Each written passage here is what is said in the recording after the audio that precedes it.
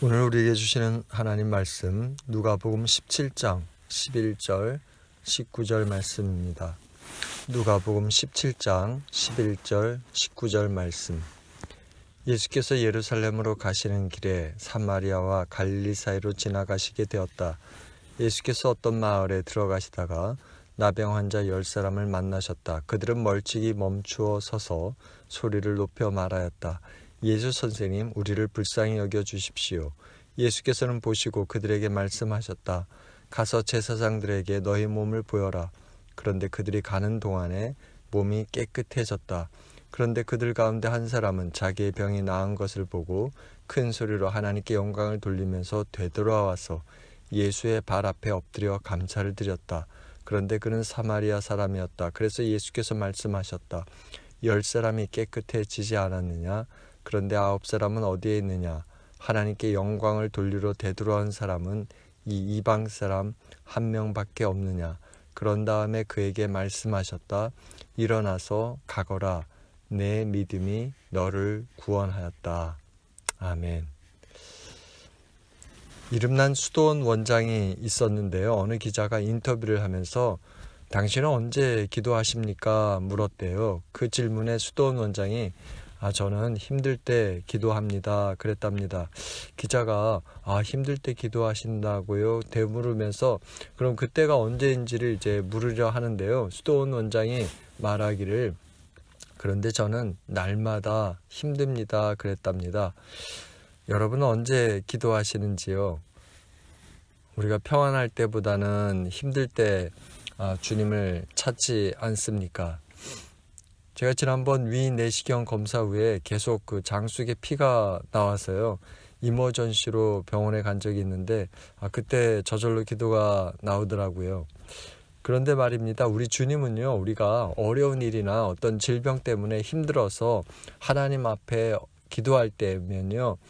벼르기도 낯짝이 있는데 여태 기도하지 않다가 다급하니까 기도하냐 이렇게 나무라거나 그런 고통은 내가 짊어진 십자가에 비하면 아무것도 아니라며 이렇게 모른 채 하시는 분이 아니라는 것이죠.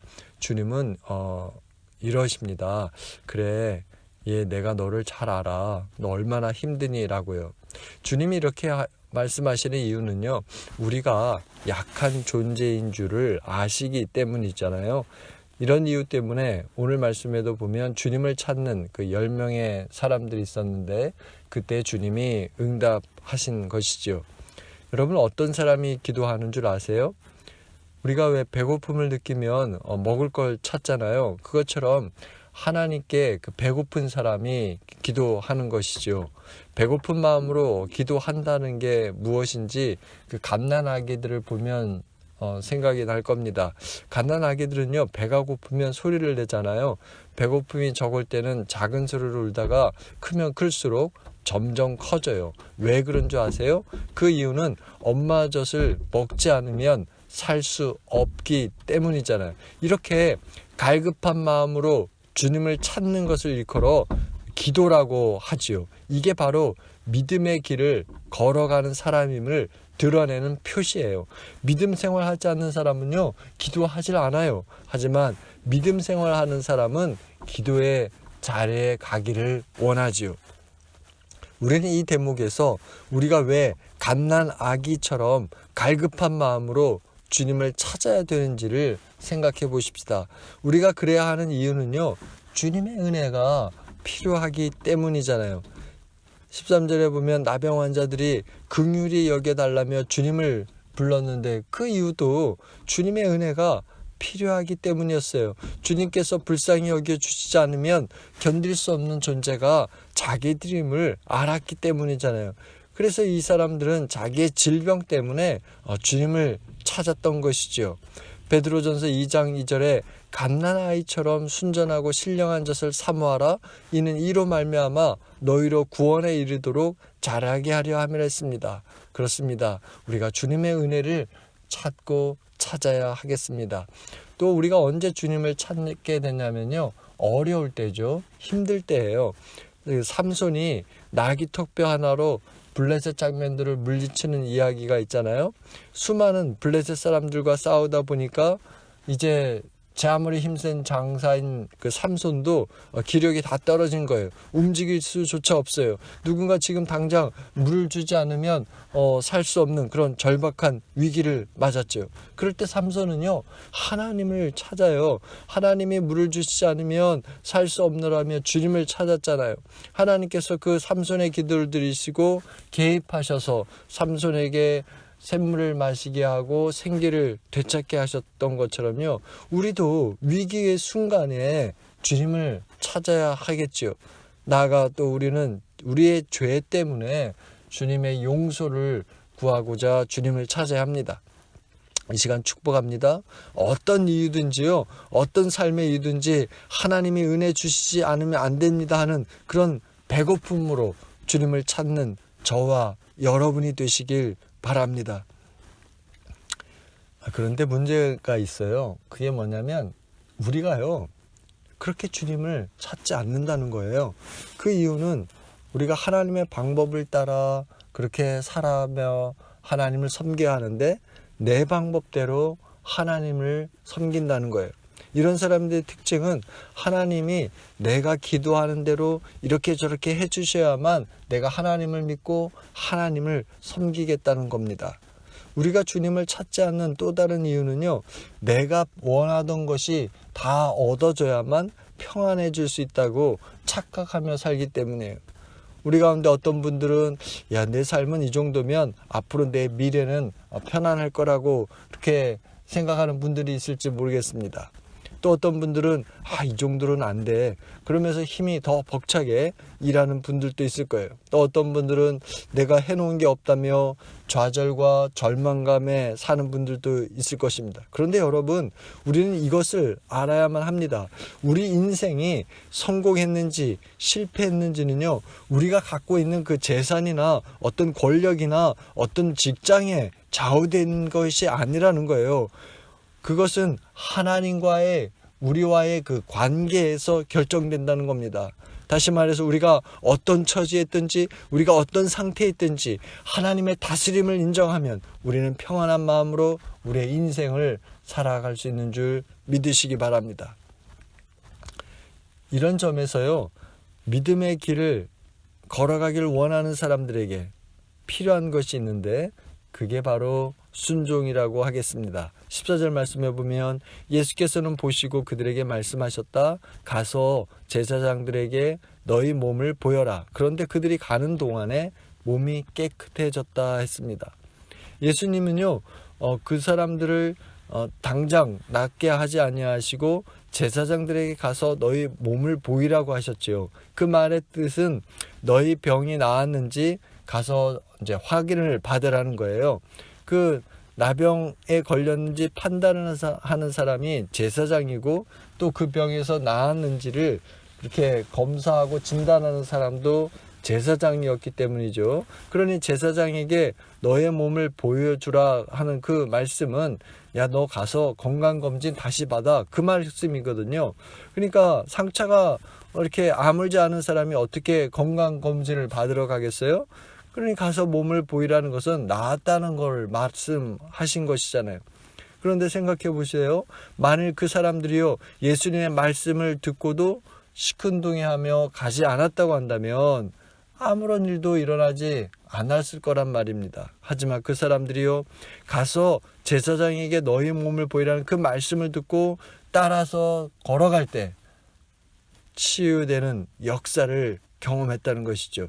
이런 점에서 믿음 생활의 핵심은요, 순종인 것입니다. 이 대목에서 오늘 믿음의 길을 걷고자 하는 우리에게 하나님이 너 순종하라고 그렇게 말씀하시는 게 무엇인지를 생각해 보십시다. 오늘 하나님이 저와 여러분에게 바라는 순종은 무엇이라고 여기십니까? 혹시 여러분 부부싸움하고 기도해 본 적이 있어요? 그럴 때 성령님이 우리 안에 말씀하시기를 너 지금 너의 아내를 지금 못 잡으면 안 되니까 이번 기회에 확실히 잡아, 이렇게 말씀하시는 소리를 들어본 적이 있습니까? 없을 것입니다. 우리가 기도하면요, 하나님께 엎드리면 야, 너가 잘못했으니 사과해라 그러실 겁니다.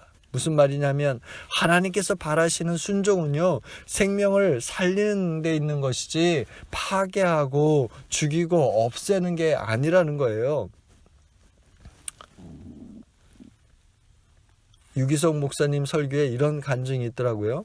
어떤 그 세댁이 전도되어서 교회에 처음 예배를 드렸대요. 그리고 그때부터 주일이면 어김없이 잘 나왔답니다. 한 달이 지나고서부터는 안 나오더래요. 그래서 신방을 가서 물어봤답니다.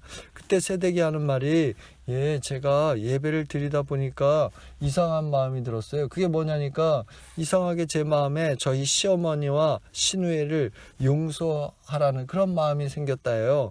예배를 드리면 드릴수록 점점 그런 마음이 가득 차서 내가 더 이상 이제 교회를 다녀서는 안 되겠다고 결심을 했다는 겁니다. 오늘 여러분은 어떤지요?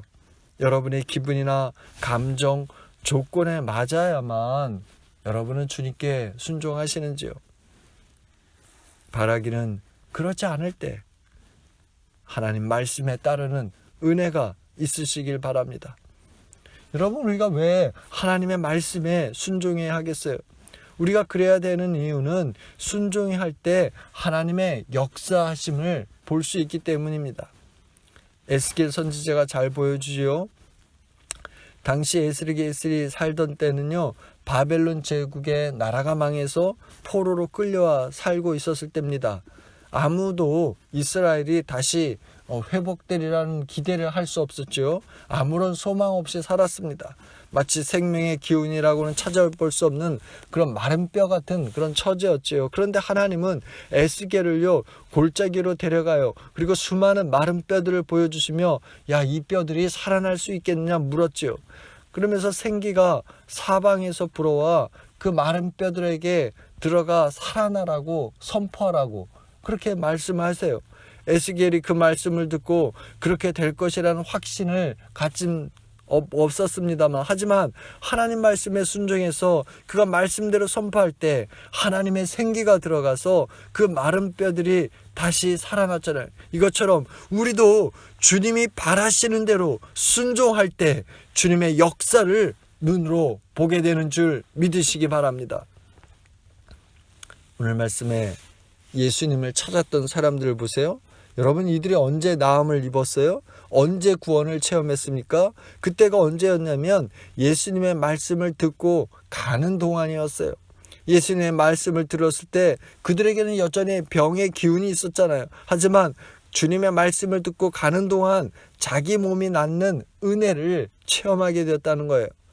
모세는요, 자기 나이가 많았지만 이스라엘을 구원하라는 그 하나님의 말씀을 듣고 그 말씀을 따라갈 때 하나님의 역사하심을 체험할 수 있었습니다.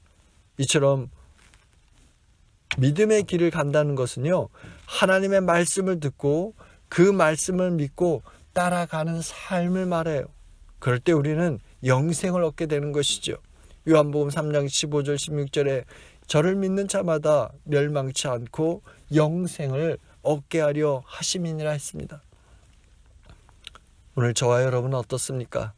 지금 이 시간 하나님의 말씀이 생각나서 순종해야 될 말씀이 있는지요? 영적으로 마른 뼈 같은 내 자신에게 들려줘야 될 말씀이 있습니까? 우리가 마른 뼈처럼 소망 없는 삶을 살아간다 할지라도 하나님의 말씀을 들으면, 하나님의 말씀을 받아들이고 순종하면 다시 살아갈 힘을 얻게 되는 거예요. 그렇습니다. 우리가 믿음의 길을 걸어갈 때 경험하게 되는 것은요, 하나님의 개입하심이고 하나님의 역사하심이에요. 사사기 7장에 보면 기드온 이야기가 나오죠. 기드온은 원래부터 용감한 군인이 아니었어요. 하나님의 천사를 통해 하나님께서 하시려는 구원 계획을 듣게 되었고, 하나님께서 기드온에게 들려주시는 그 미션을 들었지만 도저히 믿을 수가 없었어요. 그래서 당장 나에게 은총의 표징을 보여달라고 요청했죠. 그것까지 갖고도 못 믿겠으니까 하나님이 정말 나를 통해 역사하실지 확신이 없었어요. 양털로 2번이나 하나님의 뜻을 물었어요. 그럴 때마다 하나님은 기드온에게 야, 너의 하나님 나 여호와가 적들을 너의 손에 붙였어 격려하셨고, 그래도 못 믿어 하니까 아예 그 적들 그 진지로 데리고 가세요. 그 미디안 병사의 입을 통해 기드온이 이길 것이라는 하나님의 약속의 말씀을 듣게 하시잖아요. 이런 체험들을 통해서 기드온은 점점 하나님의 역사하심을 믿게 되었고요. 그렇게 따랐던 것이죠. 이것은요, 우리도 마찬가지입니다. 주님의 말씀에 순종해서 믿음의 길을 가는 동안 우리 역시요, 그 믿음의 사람들처럼 주님의 역사하심을 경험하게 될 줄 믿으시기 바랍니다. 오늘 말씀해 보면 10명의 병자들이 그랬죠.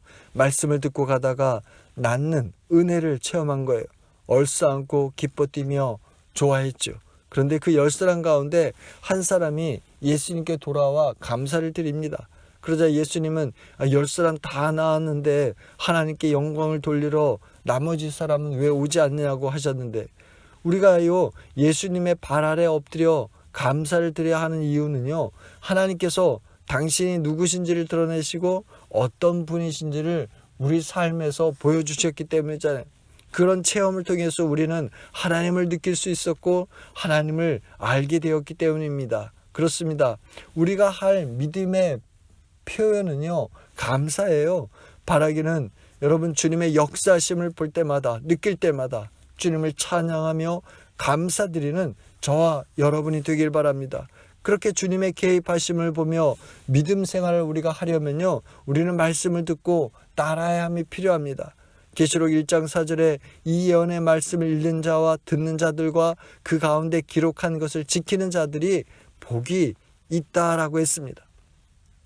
이 말씀처럼요, 저와 여러분의 그 믿음 생활하는 동안 하나님의 말씀을 읽고 듣고 지키며 살아감으로써요, 주님의 역사하심을 체험하고 주님의 이름을 찬양하며 감사드리는 여러분의 삶이 되시길 주님 이름으로 축원합니다. 주님을 믿고 믿음 생활을 하는 동안 주님을 아는 은혜가 점점 많아지고 깊어지는 저희들 되길 원합니다. 바라기는 어떤 때든지 주님을 찾게 하시고 주님을 찾는 저희 삶에 주님께서 개입해 주시사 주님의 영광을 드러내 주옵소서. 그래서 주님의 역사하심을 보고 주님을 높이며 감사드리는 저희들 되게 복 내려 주옵소서.